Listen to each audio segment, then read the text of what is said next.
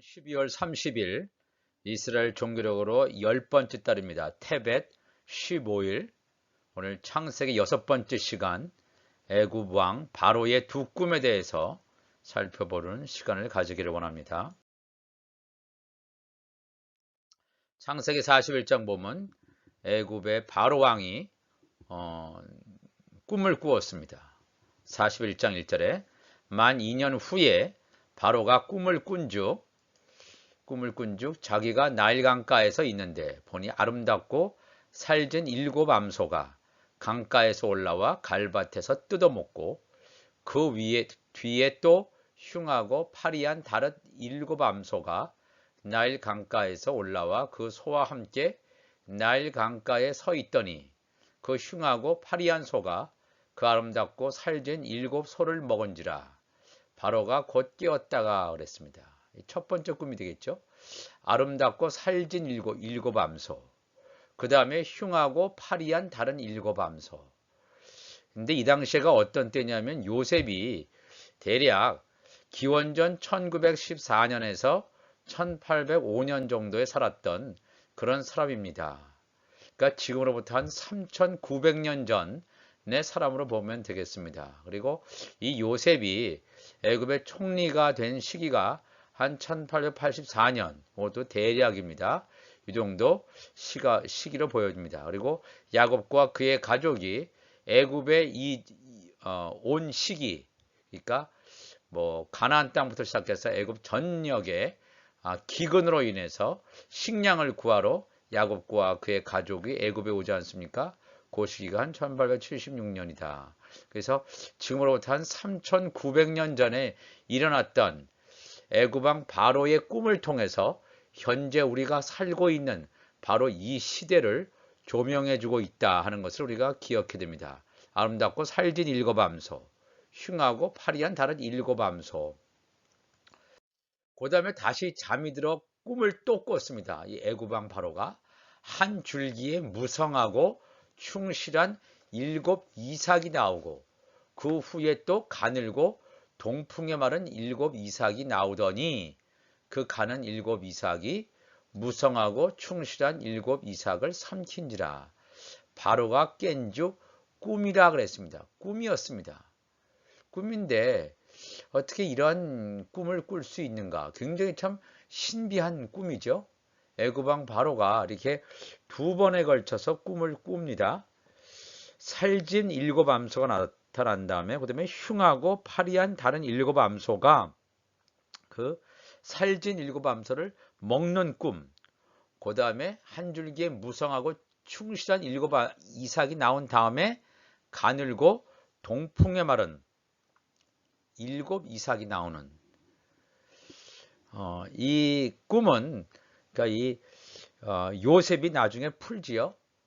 이것은 7년 풍년이고 한 줄기에 무성하고 충실한 7 이삭과 살진 암소는 7년 풍년을 계시하는 거고 그 다음에 흉하고 파리한 다른 7 암소와 가늘고 동풍에 마른 7 이삭은 7년 흉년이 올 것임을 이 요셉이 애굽왕 바로에게 이렇게 말을 합니다.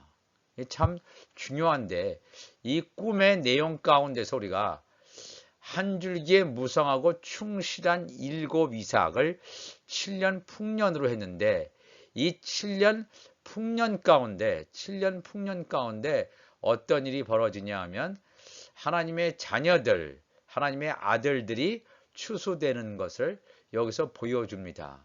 한 줄기에 무성하고 충실한 7 이삭과 또 아름답고 살진 7 이삭은 누굴 얘기하냐면 로마서 11장 2절 이하에 보면 사도 바울이 로마 교회에게 쓴 편지 가운데서 하나님이 그 미리 아신 자기 백성을 버리지 아니하셨나니 너희가 성경이 엘리야를 가리켜 말한 것을 알지 못하느냐.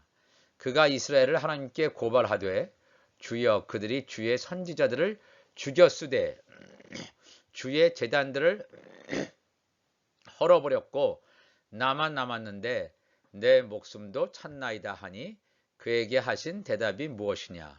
내가 나를 위하여 바알에게 무릎을 꿇지 아니한 사람 7,000명을 남겨두었다. 바알에게 무릎을 꿇지 아니한 7천 명이 하나님의 자녀의 충만한 수가 되겠습니다.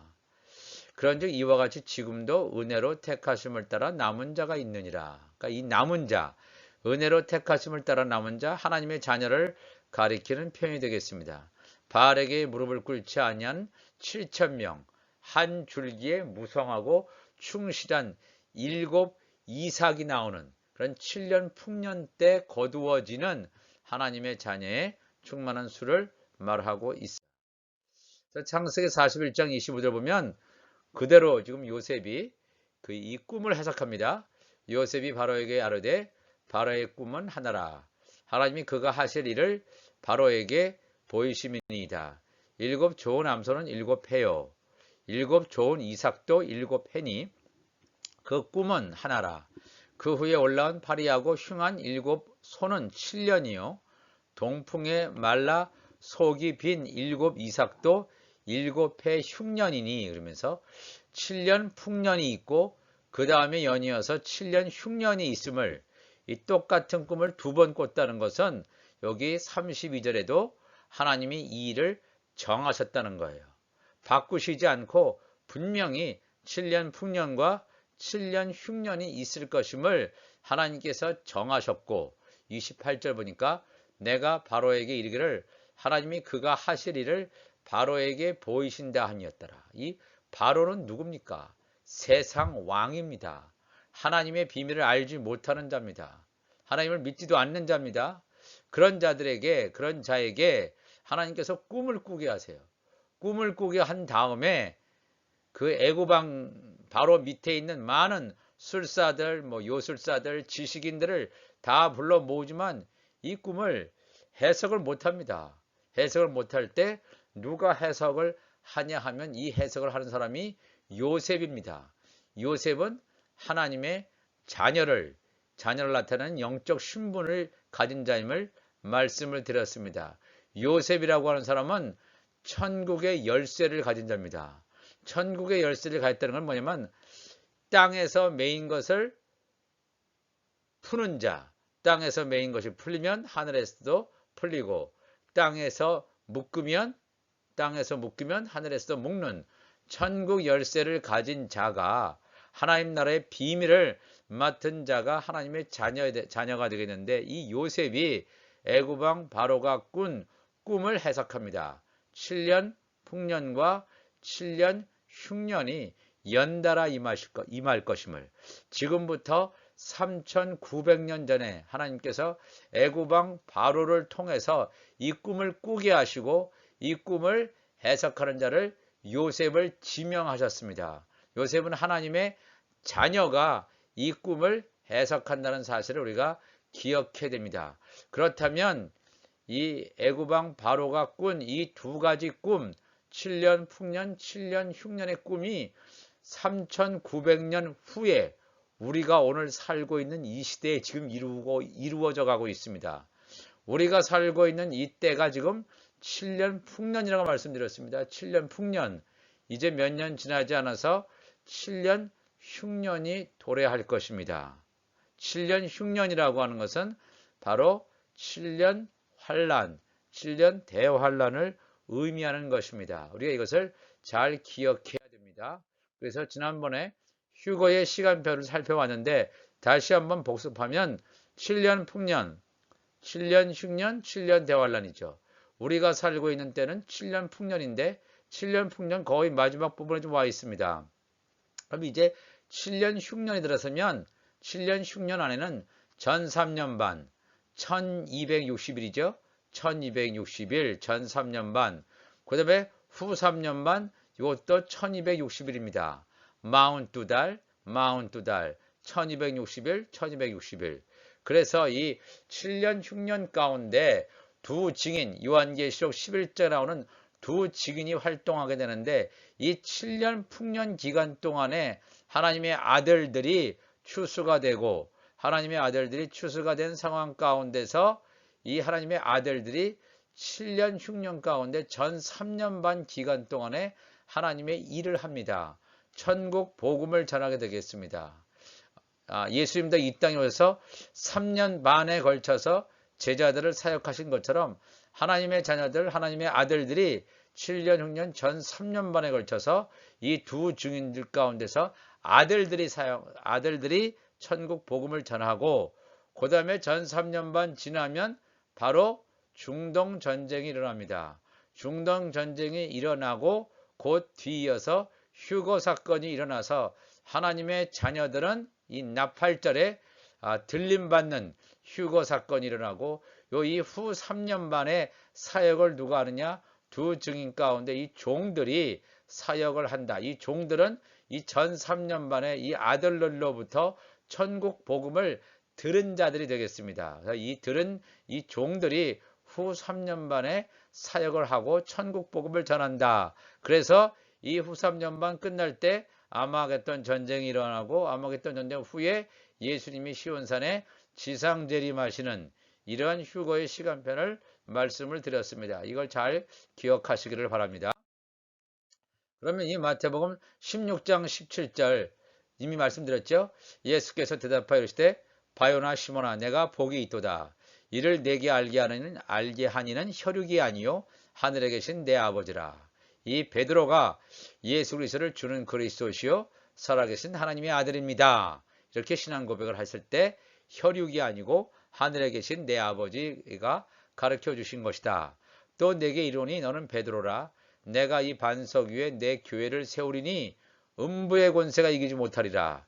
이 내 교회라고 하는 것은 하늘에 속한 교회가 있고 땅에 속한 교회가 있는데요. 이 교회라고 하는 것은 하늘에 속한 교회를 말합니다. 하늘에 속한 교회, 즉 하나님의 자녀들이 있는 교회. 그 하나님의 자녀들이 있는 교회는 음부의 권세가 이기지 못한다고 그랬습니다.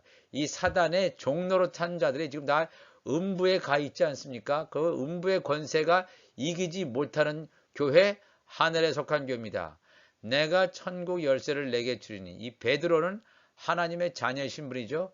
하나님의 자녀이신 분인 자에게 천국 열쇠를 내게 주리니 내가 땅에서 무엇이든지 매면 하늘에서도 매일 것이요 내가 땅에서 무엇이든지 풀면 하늘에서도 풀릴 것이다.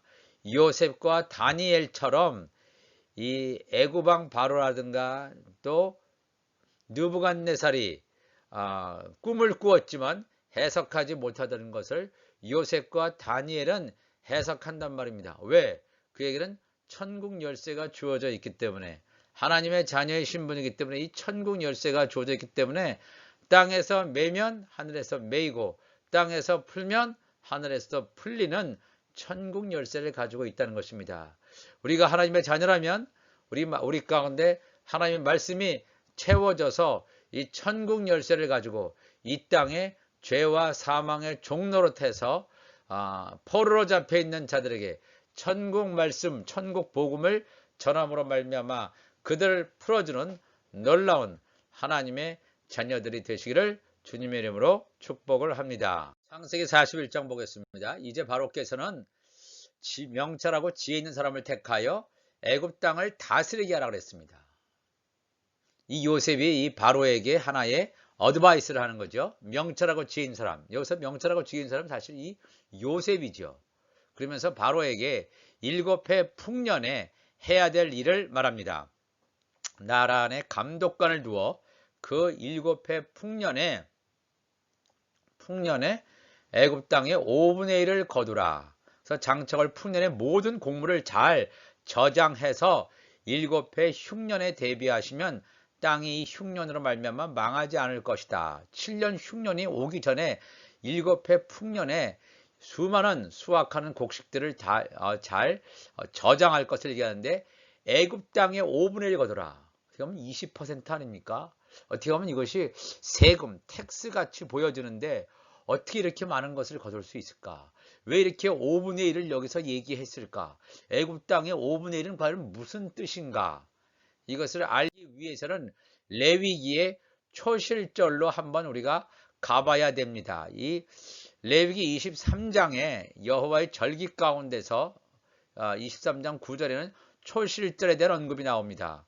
여호와께서 모세에게 말씀하여 이르시되 이스라엘 자손에게 말하여 이르라. 너희는 내가 너희에게 주는 땅에 들어가서 가나안 땅에 들어가서 너희의 곡물을 거둘 때에 너희의 곡물의 첫 이삭 한 단을 제사장으로 가져갈 것이다. 첫 이삭 한 단. 첫 이삭은 누굽니까? 첫 이삭이라고 하는 것은 예수 그리스도를 말하죠. 예수 그리스도를 말하고 그 첫 이삭에 붙어있는 한 단은 예수님께 붙어있는 예수님의 지체들을 말합니다. 첫 이삭 한 단이라고 하는 것은. 그래서 이 초실절이라고 하는 것은 예수 그리스도의 부활 사건을 예표하는 여호와의 절기입니다.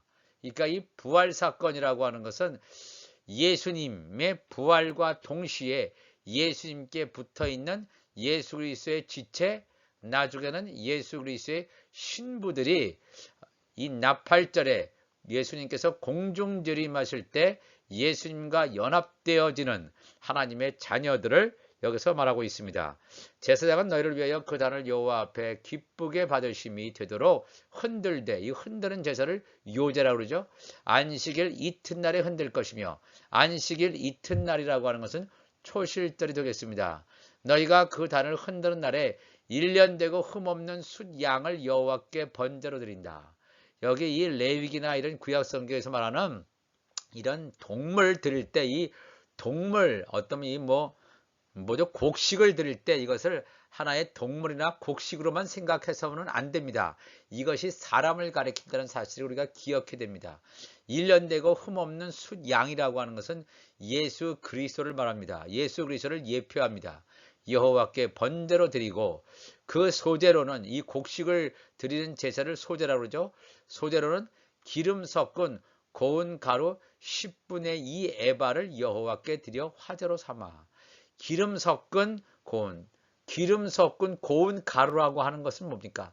다 진이겨지고 빠져서 자기의 의의가 없습니다. 육신적인 소욕이 다 소멸된, 그래서 완전히 하나님께 온전히 맡겨진 자, 하나님께 드려진 자, 이 고운 가루만이 떡을 만들 수가 있습니다. 고운 가루를 통해서 생명의 떡을 만들어서 바로 그 생명의 떡이 예수 그리스도의 몸 무교병입니다. 그래서 기름 섞은 고운 가루 10분의 2 에바라고 했죠. 10분의 2. 10분의 2라고 하는 것은 5분의 1입니다. 그렇기 때문에 이 요셉이 5분의 1을 거두라고 하지 않습니까? 5분의 1을 거두라 하겠다. 이 5분의 1이 여기 레위기 23장 13절에 나오는 기름 섞은 고운 가루 10분의 2 에바. 이 10분의 2 에바라는 것은 하나님의 자녀들을 가리키는 것입니다. 하나님, 고운 가루라는 것, 자기의 의가 다 소멸된 사람. 자기의 의가 소멸됐다는 것은 뭡니까? 완전히 자기를 부인하고 자기 십자가를 날마다 지고 가는 사람. 이 하나님의 자녀. 이 하나님의 자녀가 언제 거두어지냐 하면 7년 풍년에 거두어짐을 분명히 여기서 말씀하고 있습니다. 그러니까 7년 흉년에는 하나님의 자녀들이 거두어지지 않습니다. 그러니까 우리가 앞으로 몇 년 남지 않은 이 7년 풍년 가운데서 이 천국 말씀을 전하고 들음으로 말미암아 하나님의 자녀였던 분들에게 이 말씀이 전해줌으로 말미암아 저들이 하나님의 자녀로 온전히 이 놀라운 이 기름이 채워질 수 있는 그런 시기가 될 수 있도록 우리가 함께 말씀을 증거될 줄 믿습니다. 14절에 너희는 너희 하나님께 예물을 가져오는 그날까지 떡이든지 볶은 곡식이든지, 이 볶은 곡식도 마찬가지입니다. 고운 가루가 돼서 완전히 볶아서 자기의 의의가 없어요. 인간의 육적인 소욕이 없습니다. 볶은 곡식이든지 생이삭이든지, 이 생이삭은 뭡니까? 이 겉껍질이 벗겨져 있지 않습니다. 겉껍질이 벗겨져 있지 않기 때문에 이 생이삭을 가지고는 떡을 만들 수가 없습니다. 이 생이삭은 그냥 놔둬서 곳간에다가 놔둘 수밖에 없습니다. 그래서 이것을 마태복음 3장 11절에 이런 말씀합니다. 세례요한이 나는 너희를 회개하게 하기 위하여 물로 세례를 베풀거니와 내 뒤에 오시는 이는 나보다 능력이 많으시니 나는 그의 신을 들기도 감당하지 못하겠노라. 그는 성령과 불로 너에게 세례를 주실 것이다.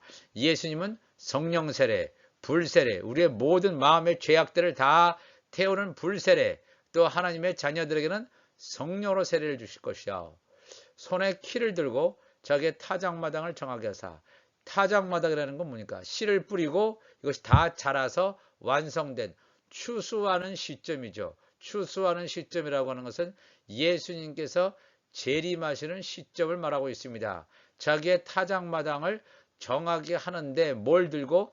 키를 들고, 손에 키를 들고 이렇게 칠 때 여기서 이 키의 역할을 하는 것이 사단, 적그리스도, 거짓 선지자입니다. 사탄이라든가 거짓 선지자든가 이 적그리스도가 이 하나님의 사람들을 핍박해요.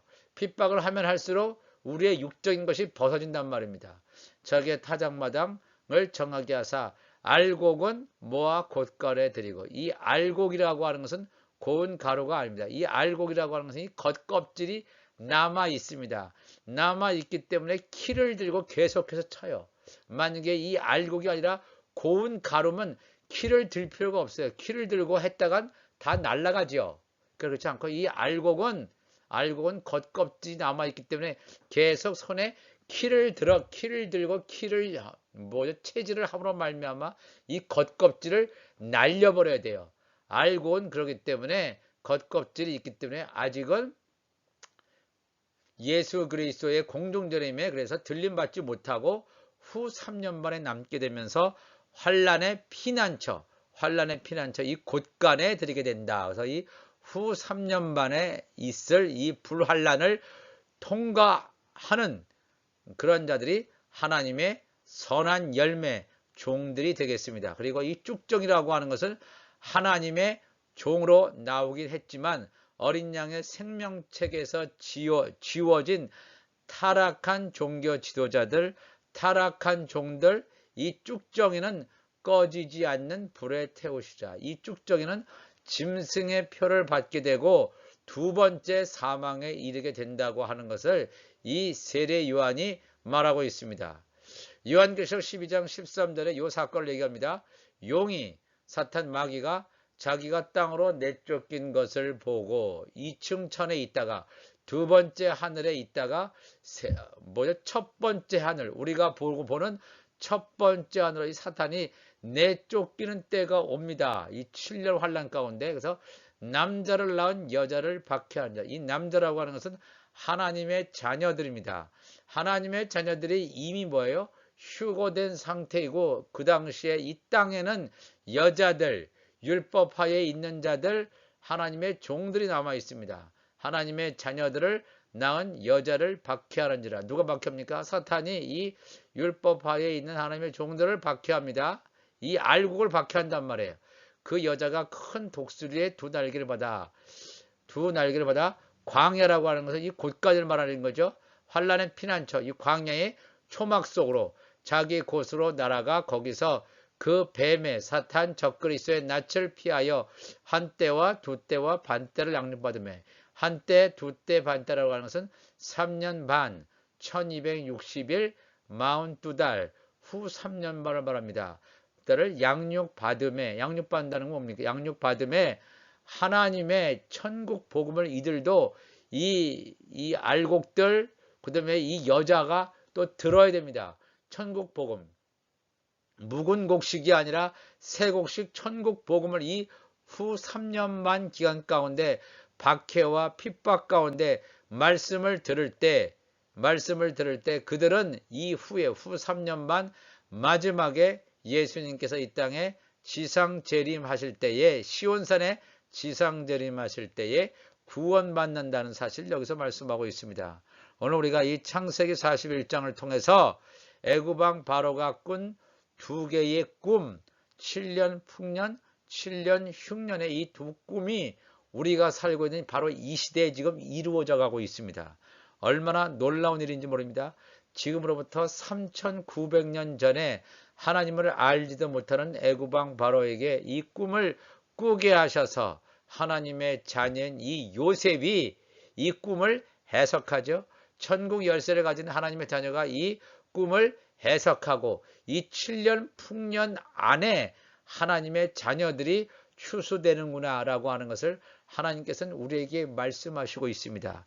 이 말씀을 깨닫고 우리가 하루하루 하나님의 말씀 보면서 하나님의 말씀을 채우는 마태복음 25장에 나오는 5명의 지혜로운 처녀처럼 나의 등, 나의 육신 안에 하나님의 성령의 기름 말씀으로 채우는 여러분과 제가 되시기를 바랍니다. 기도하시겠습니다. 하나님 아버지 감사합니다. 오늘도 애굽왕 바로가 꾼 2가지의 꿈을 통해서 7년 풍년과 7년 흉년, 7년 풍년 기간 안에 하나님의 자녀들이 추수된다는 사실을 우리가 함께 나누게 하심을 감사를 드립니다. 우리가 이 말씀을 통해서 이 하나님의 말씀이 우리 가운데 담아지게 하시고 우리의 육이 벗겨지고 온전히 주님 앞으로 더 가까이 나가는 우리가 되게 하여 주옵소서. 우리의 육신의 연약함을 우리 성령께서 감찰하시고 도와주실 줄 믿사오며 사랑이 많으신 예수님의 이름으로 기도하옵나이다. 아멘.